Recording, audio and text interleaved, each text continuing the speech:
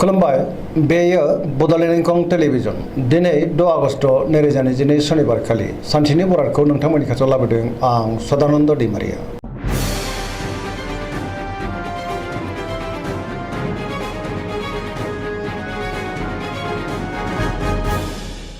सिगां फरायनो लादों मेष राशि गिबि हांखो अ ल। दिनैनि साना मोजां आरो गाज्रिनि गेजेरजों बाबेरलांगोन।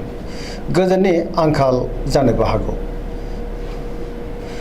गोसोआव जिंगाया बांगोन। गुबुननि थाखाय नाङा फाङा जेंनायाव गोग्लैनांनोबो हागौ। गोसोखौ दिनै जोबोर गुलुं गुजुं मोनगोन। मावनो लानाय खामानिखौ थि समावनो आरो गोरलैयैनो मावफुंनो हागोन। देहाया बारा मोजां थानाय नङा।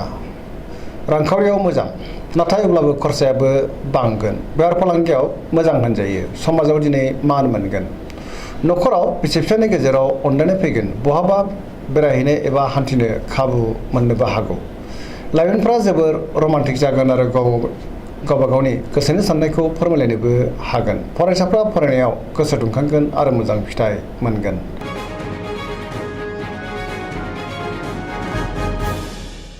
वृष राशि गिबि हांखो इ उ ब। दिनैनि साना मोजां आरो गाज्रिनि गेजेरजों बाबेरलांगोन। गोसोनि साननायफ्रा देबार नांगोन। गुबुननि हेफाजाब मोननो गोब्राब जागोन। गुबुननि थाखाय खस्थ' मोननांनोबो हागौ। गोसोखौ दिनै जोबोर गोनो गोथो मोनगोन। गोसोनि बोलोआ लोरबां जागोन। मावनो लानाय खामानिखौ मावफुंनो हागोन। समाजाव मान मोनगोन। रांखावरियाव बारा मोजां नङा। मोननो गोनांफोरखौ दिनै मोननो गोब्राब जागोन। बेफार फालांगियावबो बारा मोजां नङा। बहाबा थाङोब्ला दिनै मोजां। न'खराव बिसि फिसायनि गेजेराव एना एनि फैनो हागौ। सांग्रां जानाया गाहाम। देहाया दिनै मोजाङै थागोन। सेंग्रा सिख्लाफ्रा जोबोर आला खाला जागोन। बहानिफ्रायबा हरखाबै गाज्रि खौरां फैनोबो हागौ। फरायसाफ्रा दिनै फरायनायाव गोसो दुंखांगोन। नेगेटिभ एनार्जिनि गोहोमबो गोग्लैनो हागौ। गोसोनि साननायफ्रा देबार नांगोन।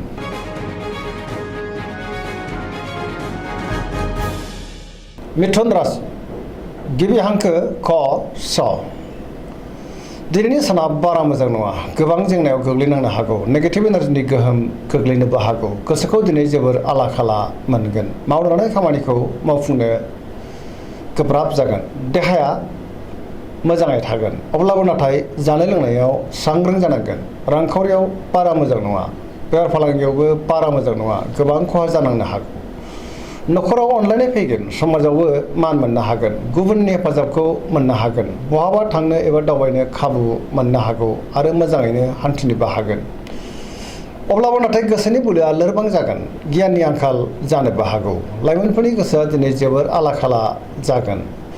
फरायसाफ्रा फरायनायाव गोसो दुंखांगोन।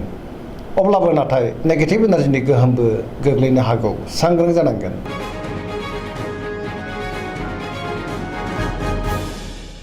कर्कट राशि गिबि हांखो ड ह।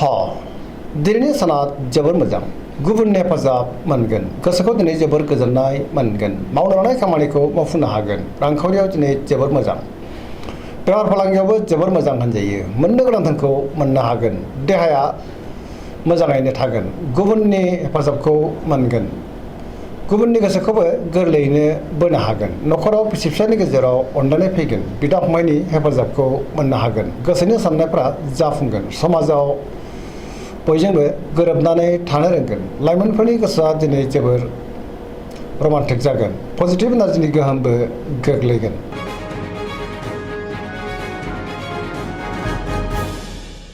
सिंह राशि गिबि हांखो म ट। दिनैनि साना जोबोर मोजां। लोगो लेवा बांगोन। बयजोंबो अनजागोन आरो मोजां मोनजागोन। गोसोखौ दिनै जोबोर गोजोननायबो मोनगोन। सोरबा गोजाम लोगोजों बहाबा लोगो मोनज्लायनो हागौ। मावनो लानाय खामानिखौ थि समावनो आरो गोरलैयैनो मावफुंनोबो हागोन। गोसोआ दिनै जोबोर रमान्टिक जागोन। रांखावरियाव जोबोर मोजां। गोबां धोन आरजिनो हागोन। अब्लाबो नाथाय खरसायाबो बांगोन। बेफार फालांगियाव जोबोर मोजां मुलाम्फा मोनगोन। न'खराव गोजोन आरो गाहाम थासारि फैगोन। गोसोनि बोलोआ बांगोन। समाजावबो बयजोंबो अनसायजागोन। गुबुननि गोसोखौ दिनै गोरलैयैनो बोनो हागोन। सेंग्रा सिख्लाफ्रा बहानिफ्रायबा मोजां खौरां मोननोबो हागौ। फरायसाफ्रा दिनै फरायनायाव गोसो दुंखांगोन आरो मोजां फिथाइ मोनगोन।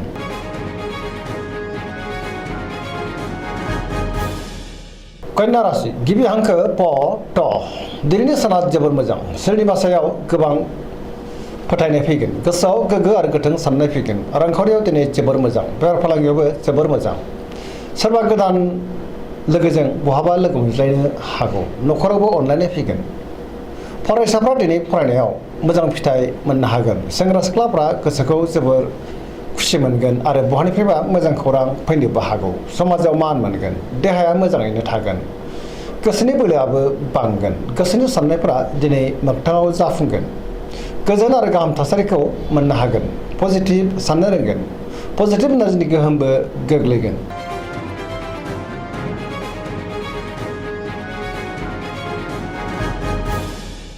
तुला राशि गिबि हांखो र ट दिनैनि साना मोजां आरो गाज्रिनि गेजेरजों बाबेनलांगोन बहाबा दावबायनो खाबु मोननो हागौ गोसोखौ जोबोर गोजोननायबो मोनगोन गोसोनि बोलोआबो बांगोन गोसोनि साननायाबो जाफुंगोन मावनो लानाय खामानिखौ मावफुंनो हागोन देहाया बारा मोजां थानाय नङा जानाय लोंनायाव सांग्रां जानांगोन रांखावरियाव मोजां मोननो गोनांखौ दिनै मोननो हागोन न'खराव बिसि फिसायनि गेजेराव अनलायनाय फैगोन समाजावबो मान मोननो हागोन बेफार फालांगियाव मोजां लिरनाय फरायनायाव दिनै आखा फाखा जागोन गुबुनजों मोजां सोमोन्दो लाखिनोबो रोंगोन फरायसाफ्रा दिनै फरायनायाव गोसो दुंखांगोन गोसोनि साननायफ्राबो जाफुंगोन अब्लाबो नाथाय नेगेटिभ एनार्जिनि गोहोमबो गोग्लैनो हागौ सांग्रां जानांगोन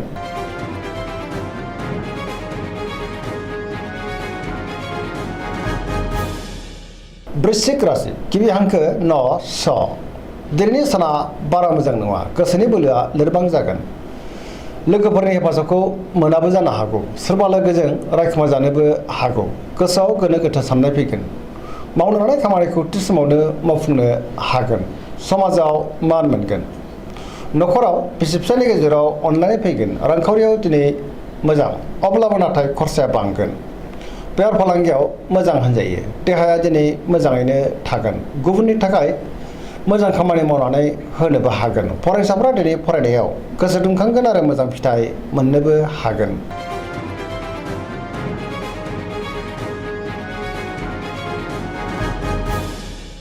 धनु राशि गिबि हांखो ध फ भ दिनैनि साना बारा मोजां नङा सुथुरा बांनो हागौ सांग्रां जानांगोन गोजोननि आंखाल जानोबो हागौ गुबुननि हेफाजाबखौ मोननो गोब्राब जागोन गोसोआव नेगेटिभ साननाय फैगोन नेगेटिभ एनार्जिनि गोहोमबो गोग्लैनो हागौ सोरजोंबा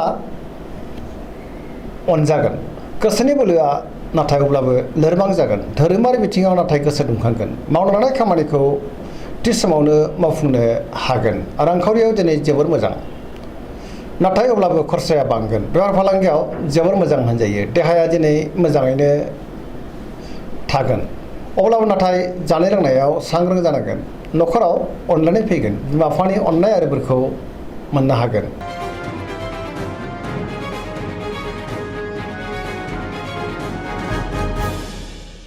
मकर राशि गिबि हांखो ख ज दिनैनि साना जोबोर मोजां बहानिफ्रायबा मोजां खौरां फैनो हागौ गोसोखौ दिनै जोबोर गोजोननाय मोनगोन देहायाबो मोजाङै थागोन गोसोनि साननायफ्रा जाफुंगोन रांखावरियाव दिनै जोबोर मोजां मोननो गोनांखौबो मोननो हागोन बेफार फालांगियाव दिनै जोबोर मोजां मुलाम्फा मोनगोन सोरजोंबा बाख्नाय जानो हागौ मावनो लानाय खामानिखौ थि समावनो आरो गोरलैयैनो मावफुंनोबो हागोन पजिटिभ एनार्जिनि गोहोमबो गोग्लैगोन लाइमोनफोरनि गोसोआ दिनै जोबोर रमान्टिक जागोन आरो गावबा गावनि गोसोनि साननायफोरखौबो फोरमायलायनोबो हागोन बहानिफ्रायबा मोजां खौरां फैनो हागौ गुबुननि थाखाय गोबां मोजां खामानि मावनानै होनोबो हागोन गुबुननि अनसायनायबो मोनगोन धोरोमारि बिथिङावबो दिनै गोसो दुंखांगोन पजिटिभ एनार्जिनि गोहोम गोग्लैगोन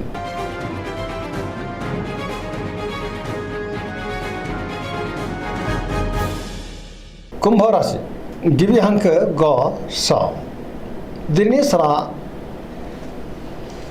जोबोर मोजां गोसोनि बोलोआ बांगोन गोसोखौ दिनै जोबोर गोजोननायबो मोनगोन मावनो लानाय खामानिखौ थि समावनो मावफुंनो हागोन बहानिफ्रायबा हरखाबै मोजां खौरां फैनो हागौ समाजाव मान मोनगोन रांखावरियाव मोजां अब्लाबो नाथाय खरसाया बांगोन मोननो गोनांखौ दिनै मोननो हागोन बेफार फालांगिया मोजां देहाया मोजाङै थागोन अब्लाबो नाथाय जानाय लोंनायाव सांग्रां जानांगोन न'खराव बिसि फिसायनि गेजेराव अनलायनाय फैगोन गोसोनि साननायफोरा जाफुंगोन सेंग्रा सिख्लाफोरा जोबोर रमान्टिक जागोन आरो गावबा गावनि गोसोनि साननायखौ फोरमायलायनोबो हागोन बहाबा हान्थिनो एबा दावबायनो खाबुबो मोननो हागौ